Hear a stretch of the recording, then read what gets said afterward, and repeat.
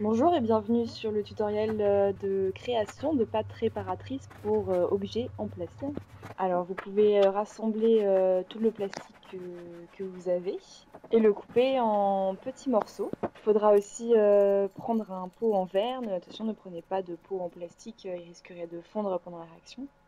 Alors ici on a utilisé le plastique qui a servi de support pour créer la pièce originelle qui est cassée. Donc plutôt que de l'acheter, on a préféré la recycler.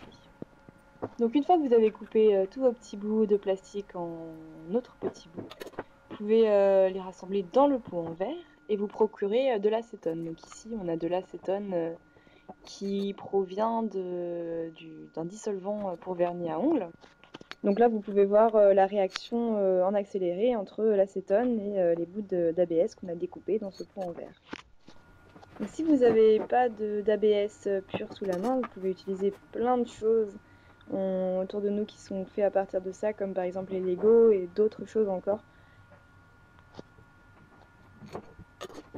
Alors là, vous pouvez voir la pièce qui est cassée. Alors on va mettre cette boule de papier à l'intérieur pour lui donner une forme, pour qu'elle puisse supporter la forme et pour qu'on puisse travailler sur cette pièce. Donc à partir de là, vous pouvez sélectionner une petite partie de la pâte que vous avez créée.